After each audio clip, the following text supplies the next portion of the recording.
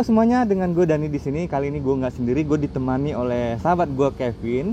Nah, ikuti videonya ya. Halo bro, apa kabar? Alhamdulillah kabar gue sehat. Berikut kura-kuranya juga sehat. Gue dengar-dengar nih bro, lu punya banyak kura-kura ya? Kura-kura gua ada sekitar 10 ekoran. Dan itu sih relatif sih ya. Banyak atau enggaknya, ada sih yang lebih banyak dari gua.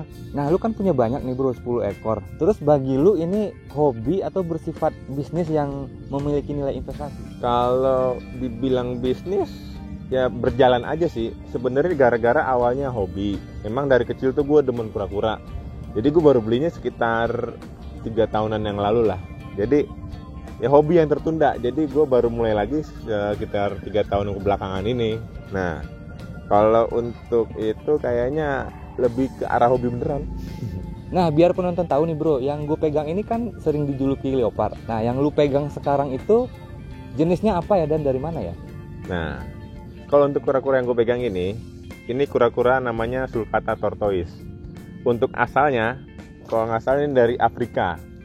Nah, tapi kura-kura ini nggak dipatenin masalahnya sama negara Afrika. Kalau dipatenin bakal jadi pendapatan sendiri bagi negara Afrika. Contohnya nih, kalau kalian tahu ada binatang menarik dari negara Cina, itu namanya panda, binatang panda. Jadi kalau negara lain mau memelihara panda, mau nggak mau itu harus nyewa lisensinya ke Cina. Nah, sebenarnya Indonesia tuh punya binatang yang unik kayak panda. Contohnya tuh kayak komodo. Komodo bisa dibikin lisensi sama Indonesia. Mudah-mudahan Indonesia bisa bikin license kayak gitu, biar nanti kalau negara lain mau nyewa binatang kita, itu kita ada pendapatannya kayak gitu. Apa sih yang menarik dari dua jenis kura-kura ini? Bisa lu jelasin nggak bu penonton kita? Kalau menarik dan khusus sebenarnya, pertama tuh gua ngelihatnya dari efisiensi umur. Umur itu bisa panjang gitu loh. Jadi kalau kita miara dari kecil misalnya nih, kita berasa benar-benar miara, tahu perkembangannya dari kecil sampai dewasanya nanti. Kalau nggak salah untuk sulcata ini, itu rekornya bisa sampai 100 tahunan lah. Kalau yang lo pegang itu sekitar 40 tahunan. Itu Pardalis tortoise sekitar segitulah 40 tahunan. Dan besarnya ini, itu bisa sampai segede gini lah. Kayak gitu. Lumayan, jadi anak cucu kita bisa ngeliat lah tidaknya. Yang udah dipiara sama kakeknya. Oke bro. Nah, ini kan kura-kura darat ya. Terus perbedaan yang mendasar dari kura-kura darat dan air itu apa sih? Dan ini termasuk liar atau jinak gitu loh? Nah, kalau untuk perbedaannya sih cukup mudah ngelihatnya tuh. Pertama tuh dari kakinya. Kalau misalnya darat itu bentuknya ada gerigi-gerigi kayak gini nih. Dan cakarnya nggak begitu tajam. Dan kalau yang air itu biasanya ada selaput di kakinya tuh, kayak kalau bisa kalian inget tuh kayak kaki bebek. Nah, itu biasanya tuh jenis air kayak gitu. Dan cangkangnya tuh sama-sama keras. Wah, gak tipis. Habis itu kura-kura ini besarnya bisa gede banget. Dan yang air tuh juga ada yang besar juga. Dan termasuk binatang purba. Itu namanya alligator snapping turtle dan common snapping turtle (CST). Itu juga lumayan seperti binatang purba loh.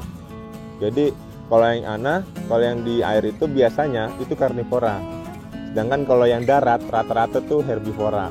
Dia makannya sayur, buah, kadang-kadang ya banyak macam-macam daun-daunan lah kayak gitu. Ini lagi pipis nih. Terus kura-kura itu kan banyak tuh jenisnya. Gue nggak tahu dah tuh, lu yang lebih tahu.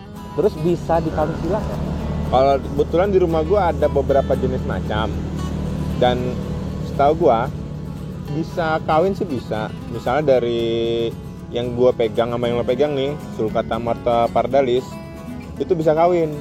Tapi nanti hasil anaknya itu sebutan telurnya itu infertil. Infertil itu pembuahannya nggak sempurna gitu loh.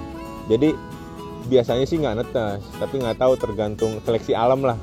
Kalau yang misalnya sama-sama sulcata atau sama-sama tortoise itu sebutannya telur fertil. Kalau fertil itu biasanya pembuahannya tergantung juga seleksi alam. Kadang banyakannya sih jadi daripada enggaknya. Gitu. Oh gitu ya. Oke. Nah selama lu ngerawat ini bro, bagi gue pribadi sebenarnya ini cukup menarik juga sih untuk dipelihara gitu kan, secara bisa ditaruh di rumah, di depan rumah gitu ya, kayaknya familiar gitu dengan keluarga, dengan anak-anak. Lu itu ribet nggak sih meliharanya? Terus ada tips nggak agar kita itu gampang memeliharanya atau tahu cara yang baik dan benar untuk memelihara kura-kura ini? Kalau untuk perawatannya sih bisa dibilang ribet di awal aja sih. Kayak misalnya waktu kecil tuh, pertama kali gue beli itu kan masih 6 sentian. Jadi itu kayak ibaratnya bayi. Kalau bayi itu butuh perhatian khusus kalau masih kecil. Nah, kalau bayinya itu rata-rata itu paling penting tuh setup kandang. Kandangnya tuh harus ada sinar, panas, kehangatan lah. Terus rapi, bersih gitu loh. Jadi biar ini tetap sehat dari kecil gitu loh. Yang paling rentan sih masih kecil kayak gitu. Kalau mau nggak mau, yang paling bagus itu bikin kandangnya tuh ada pasirnya, ada genangan air, sama sinar matahari kalau mau outdoor. Kalau indoor nanti bisa dibikin genangan air kecil gitu loh, seperti itu. Kalau gue misalkan mau memelihara ini, gue belinya di mana sih? Terus gue mau belinya yang kecil gitu loh, yang kecil yang mungkin yang baru lahir gue mau pelihara dari awal. Terus kira-kira harganya berapa bro? Kalau untuk harga kisaran sekarang, ini kalau nggak salah besarannya udah 27-an senti deh. Dari kerapasnya aja, ini kerapas itu cangkang. Kalau nggak salah sekitar di atas 10 jutaan. Nah, kalau baru mau beli, kalian terserah kalian mau memilih dari baby apa nanti yang udah besar gitu. Budgetnya itu tergantung jenis kura-kuranya sama besaran kura-kuranya. Misalnya nih kalau sulcata nih, ini termasuk kura-kura darat yang nggak begitu mahal dan lumayan murah lah daripada jenis lainnya. Kalau nggak salah waktu itu nih saya beli itu juga yang ini nih, yang khusus ini nih. Saya belinya di waktu di lelangan di Facebook. Jadi di Facebook itu ada lelangan kura-kura, komunitas kura-kura dilelang, dan saya waktu itu dapat harga dari 6 cm itu 1,1, dan pada saat normal itu sebenarnya 1,5 atau 1,7 gitu loh, pasti di bawah 2 juta kayak gitu. Jadi kalau untuk mau memulai, kalian lihat dulu nih cara perawatan dari babynya dulu, atau nanti ketika udah beli besar setup kandangnya seperti apa dulu. Di YouTube banyak kok, nanti teman-teman bisa cek gitu. Nah bro, ini kura-kuranya bisa segede apa sih bro? Karena gue lihat tuh kalau nggak salah ya gede banget tuh, sampai bisa dibawa kayak bawa kuda. Kayak orang kan naik kuda, ini bisa naik kura-kura, gue lihat sih ada gambarnya. Nah gimana nih bro penjelasannya? Oke, kalau untuk kura-kura yang gue pegang ini kebetulan dia kura-kura terbesar kedua dunia, dan yang satunya itu kura-kura Aldabra. Kalau kalian bisa lihat tuh nanti kura-kuranya Irwan Hakim tuh, yang hitam. Itu yang paling besar nomor 1 di dunia. Dan kalau untuk dinaikin itu bisa gede banget. Kalau yang Aldabra itu bisa bener-bener gede, dan orang dewasa pun juga bisa berdiri di atasnya. Tapi kalau yang ini sih gede, tapi nggak begitu gede kayak Aldabra. Karena Aldabra itu salah satu kura-kura purba juga gitu. Nah, yang ini lumayan besar nih, bisa sampai segini lah. Nah ini aja baru 2 tahun lebihan segini.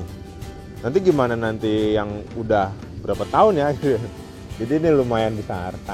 Kalau saya sih ingin lihat perkembangannya sampai besar. Nah bro, lu kan udah sukses nih memelihara dari dia kecil 6 cm sampai segede gini gitu loh. Ini kan lumayan, gue bilang berhasil sih. Dulu ada punya 10 ekor. Dan lu bagi dong tipsnya ke gua sama ke teman-teman semua penonton. Gimana sih caranya biar sukses melihara sampai gede seperti ini dan bisa bernilai besar seperti ini? Yang pertama, kalian tuh harus punya niat. Kalau udah ada niat, berarti kalian tuh udah mulai sayang sama binatang, ya kan? Nah, kalau udah sayang, nanti kalian tuh akan memberikan perhatian khusus lah untuk binatang tersebut. Yang kedua itu space ini kayak kalian nih kalau di rumah harus memiliki sedikit space untuk binatang. Kalau kalian ingin berdampingan sama binatang dan miaranya, mau nggak mau kalian harus memiliki space untuk merawat binatang tersebut. Kayak misalnya nih, saya dulu beli 6 cm, terus sekarang udah sebesar ini. Mau nggak mau kan dulu hanya di kandang kaca, terus sekarang udah di outdoor gitu loh. Mau nggak mau saya harus mempersiapkan halaman yang lumayan untuk binatang ini gitu loh. Dan yang ketiga, budget. Itu lumayan penting. Kalian harus tahu budget kalian berapa untuk memelihara binatang ini gitu loh. Karena binatang ini bisa dibilang agak lumayan, harganya lumayan lah. Apalagi nanti kalau udah besar, dia bisa memiliki nilai yang lumayan tinggi gitu. Nah, yang keempat, kalian harus ikut komunitas. Kalau saran saya sih harus mengikuti komunitas, karena di sana kalian bisa tanya jawab sama beberapa kawan-kawan komunitas lainnya tentang perkembangan kura-kura tortoise ini. Kayak misalnya kalian masalah makanan, sakit atau kandang, atau nanti mau udah suatu saat akan berkembang dan berkembang biak, kalian bisa tukar informasi gitu. Dan yang paling penting, kalian juga harus memiliki waktu, karena ini kan juga makhluk hidup. Binatang ini kan juga makhluk hidup, dan dia juga butuh. Tadi kalau dia udah punya niat, kalian udah punya niat, berarti kalian harus memiliki waktu dan mencurahkan sedikit kasih sayang kalian kepada binatang ini gitu loh. Karena dia juga makhluk hidup gitu. Oke, sekian dulu pembahasan kali ini, semoga bermanfaat. Terima kasih.